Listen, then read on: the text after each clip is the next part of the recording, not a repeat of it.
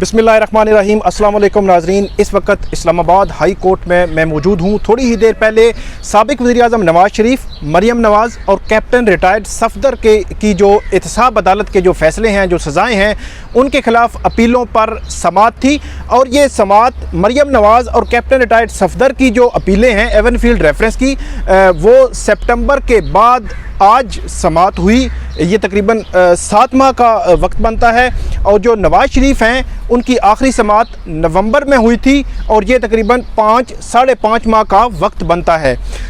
तो ये केस कौन कौन से हैं, आज समाअत में क्या हुआ, समाअत का अहवाल क्या है और कौन से अहम पॉइंट्स हैं जिस पे अदालत आगे चलकर ये मामला देखेगी। और एक चीज़ मैं आपको बता दूं कि केस मुलतवी करने की दरख्वास्त जो है वो कब जो है वो दायर हुई हैं साबिक वज़ीर-ए-आज़म नवाज शरीफ के वकील और कैप्टन रिटायर्ड सफदर और मरियम नवाज़ के जो वकील हैं उनकी जानिब से।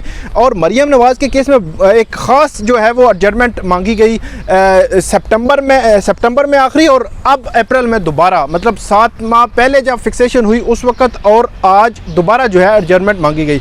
सारी तफसीलात मैं आपके सामने रखता हूँ। बुनियादी तौर पर ये केसेस हैं Avenfield reference, Al-Azizia reference, flagship reference. Avenfield reference में मरियम नवाज शरीफ और कैप्टन सफदर की जो सज़ा है उसके ख़िलाफ़ अपीलें हैं और नैब की सज़ा बढ़ाने की अपील है। इसी तरह अल-अज़ीज़िया रेफरेंस में नवाज शरीफ की सज़ा के ख़िलाफ़ अपील है और नैब की सज़ा बढ़ाने की अपील है। और फ्लैगशिप रेफरेंस में नवाज शरीफ की बरीयत है और उसमें नवाज जो बरीयत को चैलेंज कर रखा है नैब ने। तो बुनियादी तौर पर 7 ये अपीलें बनती हैं। इसमें एवनफील्ड रेफरेंस की अगर हम बात करें तो ये 2018 से इस्लामाबाद हाई कोर्ट में पेंडिंग है। उस पर अभी तक जो है वो अपील के मेरिट पर मामला 0 से आगे नहीं बढ़ सका। तो इसकी बहुत सारी वजूहात हैं। सबसे पहले उन वजूहात जानने से पहले मैं आपको प्रोसीडिंग बता देता हूं। जस्टिस आमिर फारूक और जस्टिस मोहसिन अख्तर कियानी ने आज केस की जब समाअत शुरू की तो अब जो फिक्सेशन हुई है ये 28 अप्रैल को, ये 28 मार्च को यहाँ पे नैब की जानिब से 2 दरख्वास्तें दायर की गई थी कि जो नवाज शरीफ, मरियम नवाज और कैप्टन सफदर की जो अपीलें हैं इनको जल्द समाअत के लिए मुकर्रर किया जाए, क्योंकि सुप्रीम कोर्ट भी ये कह चुकी है कि जो करप्शन के केसेस हैं इनको नैब जल्द निपटाए और रेफरेंसेस को जल्द निपटाए।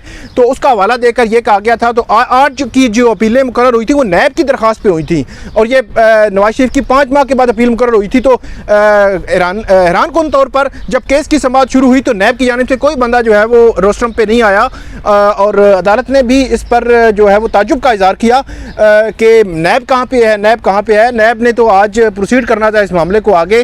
तो लेकिन इस दौरान जो बैरिस्टर जहांगीर जदून हैं वो पेश हुए मरियम नवाज़ की जानिब से। कैप्टन सफदर की जानिब से नवाज शरीफ की जो हक़ अभी समाअत है उनका अदालत ने क्लोज तो नहीं किया, लेकिन उसको डिटरमिन करना है कि उनका प्लीडर कौन होगा। तो हुआ ये कि बैरिस्टर जहांगीर जदून जो है उन्होंने अदालत को बताया कि इस मामले में जो मरियम नवाज़ के वकील हैं अमजद परवेज़, वो लाहौर हाई कोर्ट में बिजी हैं और उन्होंने इस समाअत से कबल ही एक यहाँ पे दरख्वास्त दायर की थी कि आज की समाअत मुलतवी की जाए। तो यही अमजद परवेज़ की जानिब से आखिरी जो समाअत हुई थी इस केस में एवनफील्ड रेफरेंस में वो सितंबर में हुई थी। उस वक्त भी अमजद परवेज़ साहब ने इसमें एडजर्नमेंट ली थी और आज दोबारा जो है वो एडजर्नमेंट ली है। इसी दौरान जब ये बात हो रही थी तो जस्टिस आमिर फारूक ने कहा कि हमने सबसे पहले ये मामला तय करना है कि इसमें प्लीडर कौन होगा, कि नवाज शरीफ की जानिब से वकील जो है कौन होगा। तो इसमें नैब को भी उन्होंने कहा कि असिस्ट करें। तो नैब जो है इस मामले में डेफिनेटली नेक्स्ट हियरिंग पे बात करेगी। और अदालत ने इसमें ऑब्ज़र्व ये भी किया कि हम जो है खुद भी जो ख्वाजा हारिस नवाज शरीफ के वकील हैं, क्योंकि वो इस केस की नौ हो जानते हैं, उनको भी प्लीडर मुकर्रर कर सकते हैं या किसी और वकील को भी प्लीडर मुकर्रर किया जा सकता है, लेकिन ये मामला अभी तय होना बाकी है। इस दौरान जब ये बात जारी थी तो जो नए प्रोसिक्यूटर हैं जानजेब परवाना, वो अदालत में आ गए और उन्होंने कहा कि मुझे कोविड था, मैं कोविड पॉजिटिव था, अभी कोविड जो है वो नेगेटिव हो गया हूं। और जैसे वो आए रोस्टरम पे तो उनको सांस भी उनका फूला हुआ था, तो उससे लग रहा था कि यकीनन उनको कोविड हुआ था और काफ़ी सीवियर था। तो उन्होंने बात की कि उन्होंने कहा कि उन्होंने कहा कि एक तो अदालत ने जब प्लीडर का मामला उनके सामने रखा तो उन्होंने कहा कि एक और इशू है कि नवाज शरीफ जो 2 दिसंबर को इसमें इश्तिहारी डिक्लेयर हुए थे तो उनके दायमी वारंट गिरफ्तारी जो है वो इसमें जारी नहीं हुए। तो इस दौरान जस्टिस आमिर फारूक जो है उन्होंने कहा कि اس میں جو شورٹی بانڈ جن کی طرف سے دیے گئے تھے ان کو نوٹسز جاری ہو چکے ہیں، وہ نیکسٹ ہیئرنگ پہ ہم دیکھیں گے، اور جو دائمی وارنٹ والا معاملہ ہے یہ بھی نیکسٹ ہیئرنگ پہ دیکھا جائے گا۔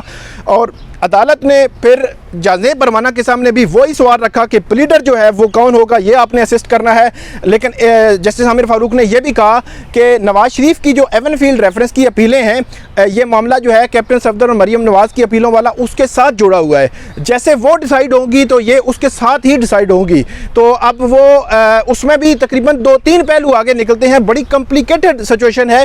اس میں بھی جب میرٹ پہ عدالت نے پہلے بات نہیں کرنی، خاص طور پر العزیزیہ ریفرنس اور فلیگ شپ ریفرنس میں، جس کا فیصلہ ارشد ملک جو سابق جج ہیں احتساب عدالت کے مرحوم انہوں نے دیا تھا، اس کا ڈٹرمن کرنا ہے کہ جج ارشد ملک سے متعلق جو انکشافات سامنے آئے تھے کیا ان کا اثر ان اپیلوں پر ہوتا ہے یا نہیں ہوتا، کیونکہ سپریم کورٹ نے حکم دیا تھا ہائی کورٹ کو کہ آپ نے یہ ڈٹرمن کرنا ہے پہلے، اس کے بعد آگے بڑھنا ہے، تو عدالت بھی یہ کہہ چکی ہے، اس لیے وہ معاملہ پہلے ڈٹرمن ہونا ہے۔ تو بنیادی طور پر اگر میں بات کروں کہ ایون فیلڈ ریفرنس میں 2018 سے جو نواز شریف، مریم نواز، کیپٹن صفدر کی اس میں ضمانتیں تو ہو چکی ہیں، لیکن آج تک معاملہ ایک سٹیپ بھی آگے نہیں بڑھ سکا۔ اس میں پہلے تو جو بکیں بنانی تھی وہ بکیں تقریباً کمپلیٹ ہوئی ہیں، جو اس میں احتساب عدالت کا فیصلہ، دیگر دستاویزات ہوتی ہیں، لیکن اس میں ابھی میرٹ پہ ایک سٹیپ بھی آگے معاملہ نہیں بڑھ سکا۔ اگر ہم بات کریں العزیزیہ ریفرنس اور فلیگ شپ ریفرنس کی، تو اس میں بھی ایک سٹیپ بھی آگے معاملہ نہیں بڑھ سکا۔ نواز شریف کی 2 دفعہ بیل ہوئی ہے اس میں بھی، لیکن بیل کے علاوہ کچھ بھی ابھی ڈسکس نہیں ہوا۔ ابھی جج ارشد ملک کا معاملہ ڈسکس ہونا ہے، اس پہ ابھی کورٹ جو ہے ڈیسائیڈ کرے گی، اس کے بعد جو میرٹس ہیں کیسز کے ان پہ آرگومنٹس ہو گئے، تو بظاہر یہ لگتا ہے کہ سال ہا سال سے جس طرح کیسز پڑے ہوتے ہیں یہ کیسز بھی سال ہا سال سے پڑے رہیں گے۔ اور جو ایون فیلڈ ریفرنس کی اگر میں بات کروں تو اس میں تقریباً 7 ایڈجرمنٹ جو ہیں وہ خواجہ حارث اس میں لے چکے ہیں، اور اس میں مختلف ریزنز تھیں۔ یہ جو کیس تھا جو ایون فیلڈ ریفرنس کا، یہ تقریباً 2 سال کے عرصے کے بعد 2018 کے بعد 2020 میں سماعت کے لیے مقرر ہوا تھا سپٹمبر میں، تو اس وقت بھی جو وکیل امجد پرویز انہوں نے اس میں سماعت ملتوی کرنے کی سزا کی تھی۔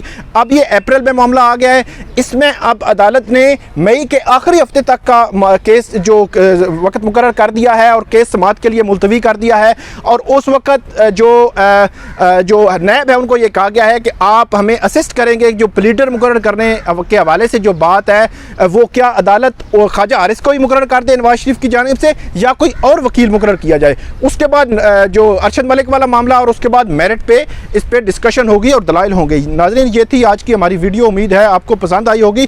اس میں ایک اور چیز میں آپ کو بتا دوں کہ جب مریم نواز اور کیپٹن صفدر جو ہے ان کی جو بیل ہوئی تھی وہ 2018 سے آنورڈ ہائی کورٹ نے جسٹس جو چیف جسٹس ہیں ابھی اتم نلا اور جسٹس میاں گل حسن اورنگزیب نے یہ بیل جو ہے گرانٹ کی تھی، اس کے بعد سپریم کورٹ نے بھی نیب کی اپیل ہوئی تھی لیکن سپریم کورٹ نے بھی اس بیل کو برقرار رکھا تھا، اور یہ 2018 سے آنورڈ جو ہے وہ بیل پہ ہیں۔ ایک چیز جو ہے وہ عدالت نے مریم نواز کے وکیل کو کہی کہ آپ نیکسٹ ہیئرنگ پہ اگر کورونا جو ہے ایسی صورتحال اسی طرح رہتی ہے تو آپ استثناء لے سکتے ہیں، مطلب آپ کو عدالت آنے کی ضرورت نہیں ہے، ایک درخواست جو عدالت میں دائر کر دیں تاکہ یہ ہجوم نہ بنے اور کووڈ کی وجہ سے جو سچویشن بنتی ہے اس میں کسی کا نقصان نہ ہو۔ تو یہ ناظرین آج کی ہماری ویڈیو تھی، اس میں آپ کامنٹ ضرور کیجئے گا۔ بہت شکریہ۔